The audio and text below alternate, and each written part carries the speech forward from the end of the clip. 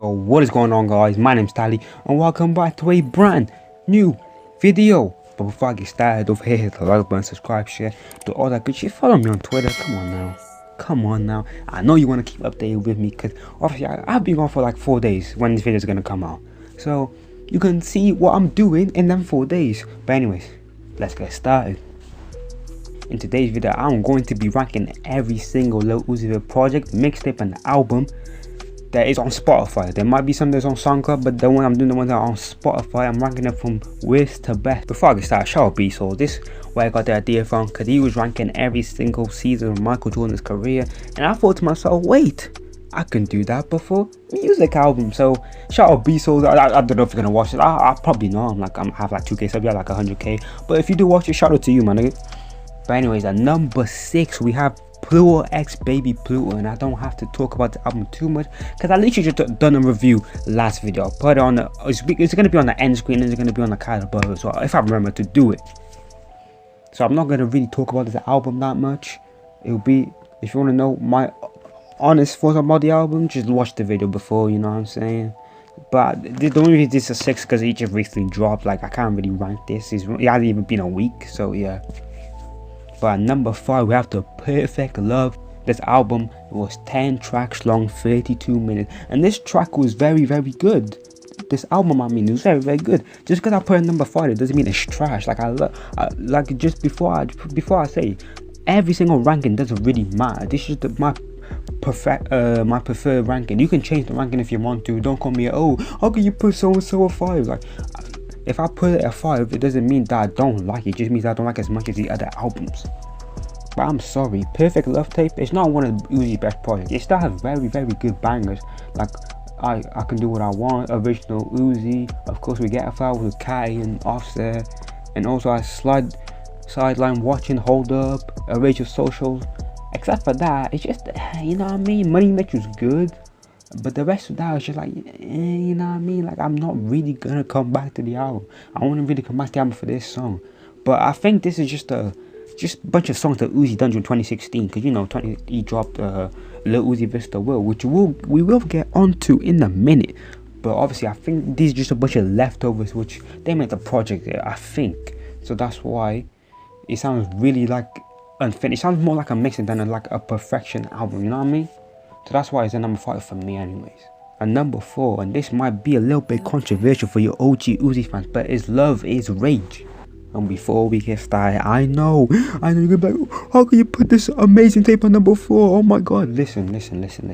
Yes, the tape had very good songs. He had Super Saiyan, banned from TV, sorry, Right Now.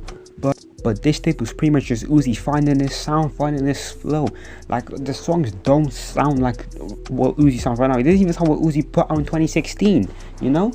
It's very raw Uzi. And some people love that, don't get it wrong. I love that on some tracks. But other tracks, it just sounds horrible, you know what I mean? It sounds like Paradise. It just sounds horrible. Enemies, ugh, you know what I mean? I'm not saying the tape is bad, because I completely prefer it to The Perfect Love Tape. But this, for me, is just Uzi finding his preferred sound, you know what I'm saying? So I can't really put any higher than 4 or 5. Because obviously we can't just forget that it had bangers like Top and Right Now and all sorts of bangers. 7 AM as well had those bangers. But the rest of the song is just a bunch of random Uzis. Uzi sometimes singing, he's rapping, he's being on some emo shit, you know what I mean? Like, we don't have a consistent theme to Uzi's music in this project. That's why it's so far low. And I know some OG fans are gonna get in a comment, bro. It's my list. You can do your own list in your own time. At number 3, we have another controversial one. And this is from 3, 2 to 1. This was very high. Because these top 3 can change at any given day. But today, number 3 is Lil Uzi versus the World. Oh my goodness, I know, I'm gonna get hate for this. Oh, Tyler, you don't even know Uzi music. How can you call yourself an Uzi fan? Bro, I don't really know what to say about this. Like, I don't know. Like the top 3 can switch up any given moment. But I love this album. I love Pews and Keys, one of my favorite Uzi songs. Team Rocket, Scar Ramiona, Grab the Wheel, Money Longer. Money Longer was a summer anthem in 2016. You was right. It had so many bangers.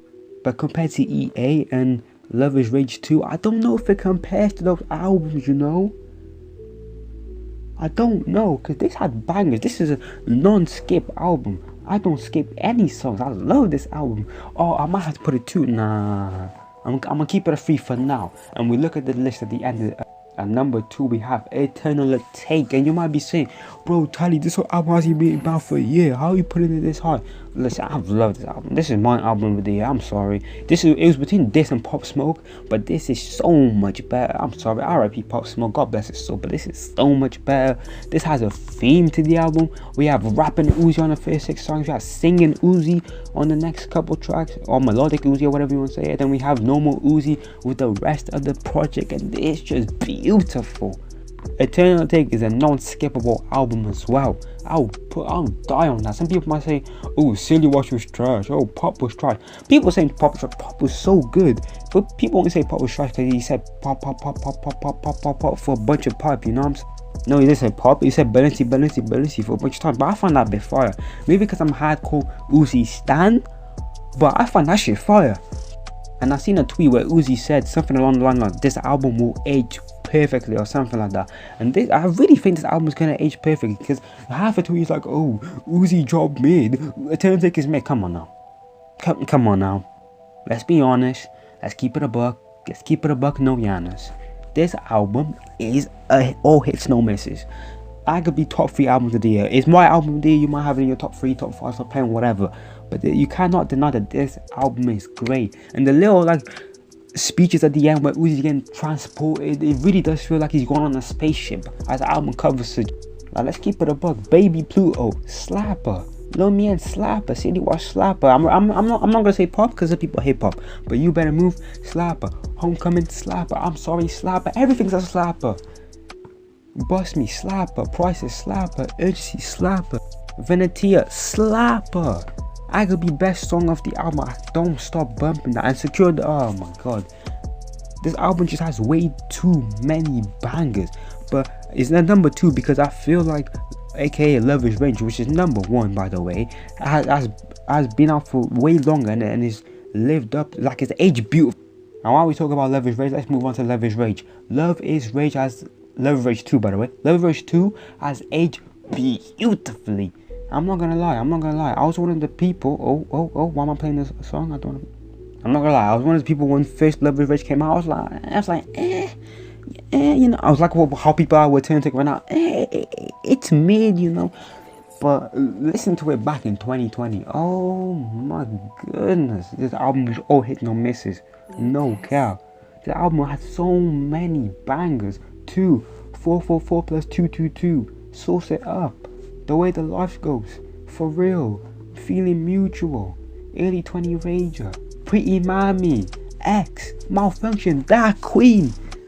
You know what I'm saying? This album's a slap on, and it obviously includes Uzi's biggest song, Extra Tour Life, which blew him up to the mainstream level. We cannot forget what this tape done for Lil Uzi Vert's career, because Uzi was selling about, let me see how much he sold with Uzi.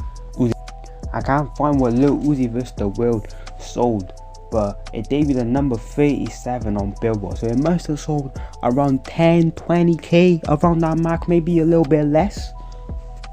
But when we compare it to Love is Rage, that sold 135 units first week and it went number 1.